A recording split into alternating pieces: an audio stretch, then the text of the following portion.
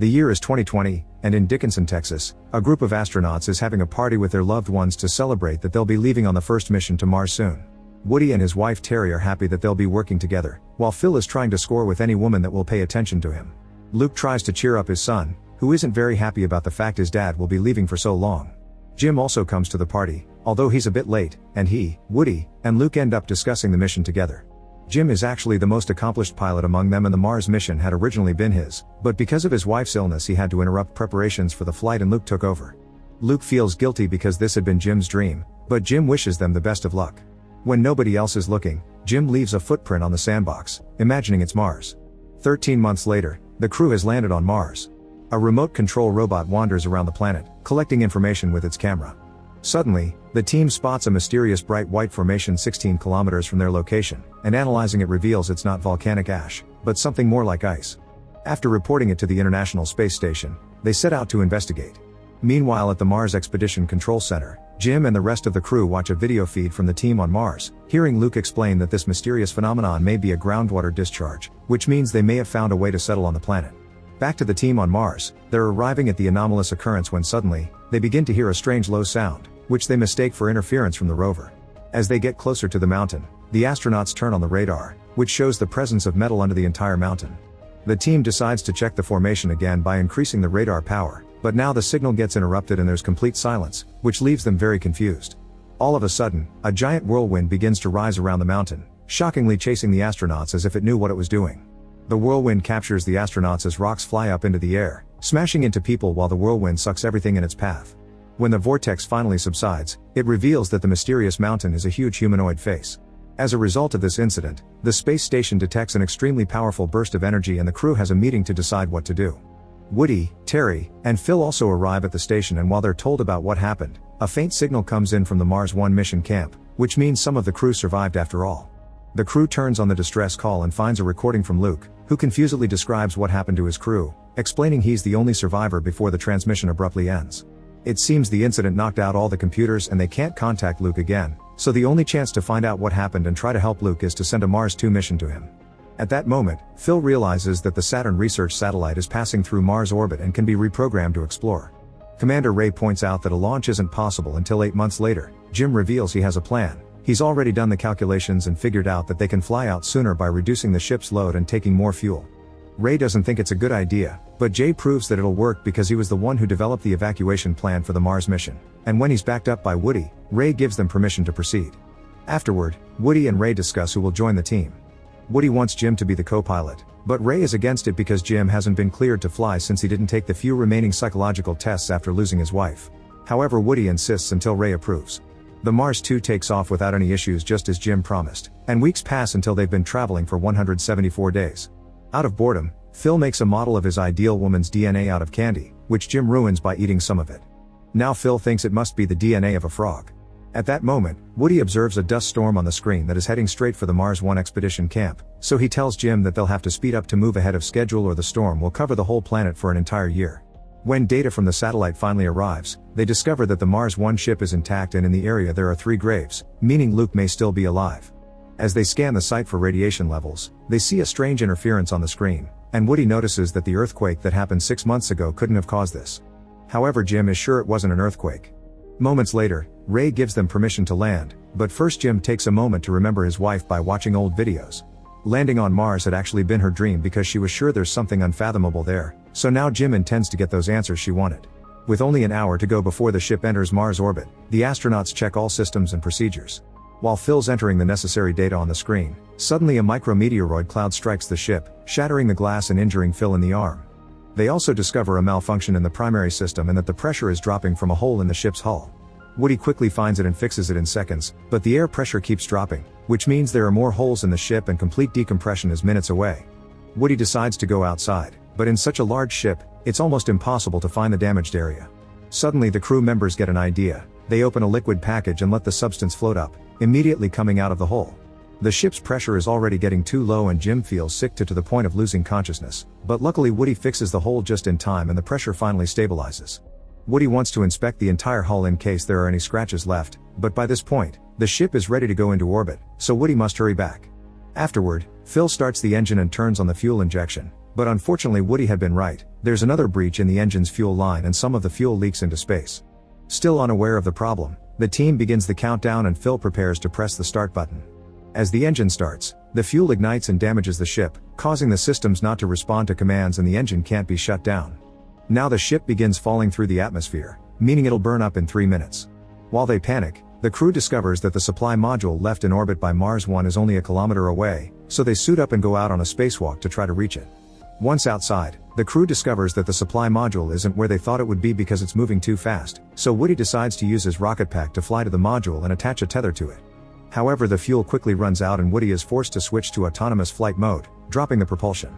He's approaching the module at great speed, but also he can't stop, which ends up with him hitting the module. At least he manages to secure the tether, however he's unable to grab on and flies past, continuing to fall to Mars. The autonomous system shuts down, and now there is no way he can change his flight course. The others immediately want to fly after him, but Woody stops them, as the jetpacks don't have enough power to fly there and back. Next, the rest of the crew manages to get a foothold on the module.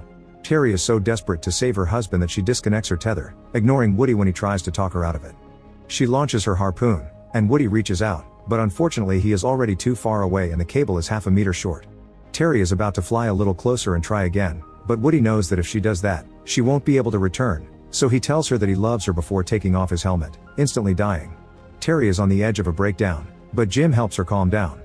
At that moment, the space station stops receiving signals from Mars 2, and the staff thinks the crew hasn't survived. But suddenly they receive data that the supply module in orbit has landed on Mars, and Ray realizes that only Jim is capable of such a thing. Moments later, the remaining crew finally arrives on Mars. After retrieving the previous team's national flag, they go looking for the first expedition ship, taking with them new motherboards to install in place of the burned ones. They quickly find the ship and begin exploring it for clues. Jim goes into the greenhouse and notices that someone has clearly been here all this time because all the instruments are on and the plants are brightly alive. Suddenly, he is attacked by someone behind him. It turns out to be Luke, who thinks Jim is just a hallucination and wants to get rid of it. Jim makes him snap out of it by talking to him about his family, retelling old memories that help calm Luke down. Once he's come back to his senses, Luke cries with happiness when he realizes his friends are here to rescue him, but the mood gets awkward when they tell him about Woody. Then the team asks Luke what happened, but he only repeats that something burst from the top of the mountain and obliterated everyone. Luke believes that he survived for a reason, almost as if he had been chosen, and now he is the one who must solve the mystery. Afterward, Luke takes the crew to see the burial sites. At that moment, Jim notices a huge storm in the distance that is about to cover the entire planet, and Luke explains it has been here for a long time and that it originated from the mysterious mountain. The astronauts have no choice but to return to the ship, and Luke tries to explain exactly the mystery he has to solve. Since millions of years have passed, during which there have been meteor falls, sandstorms, and lava flows, the surface of the planet has changed, and they just couldn't see it. Luke turns on the computer and shows them the mountain in the shape of a face while turning on the sound they heard the first time, which he considers to be the key behind this. While waiting to be rescued, Luke figures out that the strange sounds are a repeating set of mathematical symbols and correlates the groups of sounds with a coordinate system, which reveals a model of DNA. Luke thinks that it is a portrait of the creature who created the face, which is not quite human because the model is missing the last pair of chromosomes. However, they still don't understand what this means. Afterward, the team sorts through their supplies and Jim accidentally spills Phil's candy, which reminds him of how they fooled around with the DNA model. This makes him realize that the sounds the face makes and the DNA model that is derived from the sounds isn't a portrait, it's a test, and the face is waiting for an answer to a question. The astronauts on the first mission failed because they didn't add the missing pair of chromosomes to prove they were human. Instead, they pointed the radar and it was interpreted as the wrong answer, so the face became defensive. Now it's up to them to find the right answer, so Jim offers to find out which tones correspond to the missing chromosomes. He wants to record the resulting sound, but Phil and Terry have doubts because if they make a mistake, they'll die like the first crew. However, Jim changes their minds by pointing out that if they leave without finding out, it means their friends have given their lives in vain. At least Luke comes up with an idea. They will stay away from the face, and the recording will be sent along with the remote-controlled camera. The team travels to the mountain and plays the sound source as close to the Martian face as possible. Once the augmented DNA signal ends, they are shocked to see an entrance appearing in the face with a blinding white light coming out of it. The astronauts assume it is some sort of invitation, so Jim, Terry, and Luke go to the face while Phil stays on the ship with orders to leave at the appointed time even if they don't return. When the astronauts enter the white-walled room, the entrance closes behind them and communication with Phil is cut off, meaning they are trapped. Noticing something on his glove, Jim takes it off and confirms here there is an Earth-like atmosphere, so the astronauts carefully remove their helmets, surprised by being able to breathe. Suddenly, an airlock opens behind them, and the team walks inside to find a dark room with a huge three-dimensional projection of the solar system. Soon a hologram of a Martian appears, revealing to the astronauts the secret of the origin of life on Earth. In the distant past, Mars was just like Earth, but a giant asteroid hit it and destroyed its entire ecosystem.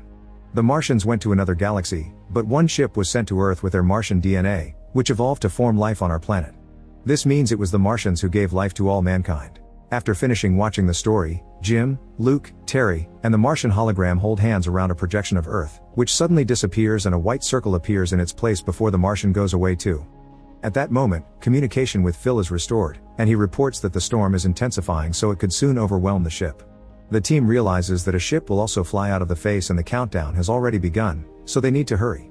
Terry and Luke rush to the exit, but Jim refuses to leave. This truly is all an invitation, so he will go on to explore space in the Martian ship like his wife would have wanted. Luke and Terry respect his decision and say a final goodbye to him before rushing outside, where the storm is about to overtake their ship and is blocking communications again. Phil feels frustrated and waits for as long as possible, but when he gets no answer from his friends, he gets ready to take off. However, Luke and Terry manage to cross the storm and arrive at the ship at the last second, so the trio is able to leave safely together. Meanwhile, Jim steps into the white circle and finds himself in a transparent capsule, which rises extremely fast into the Martian spaceship. He can't help panicking when the capsule starts filling with water, but soon he realizes can breathe in there. At that moment, all of the best moments of his life flash before his eyes, leaving him incredibly happy and ready for this new journey. Then the entire Martian face turns into a pillar of fire through which the ship carrying Jim rises, taking him into infinity and beyond. This is seen by the rest of the crew from their ship, who wish Jim the best. Make sure to subscribe and turn on notifications so you can watch more videos like this. Thanks for watching.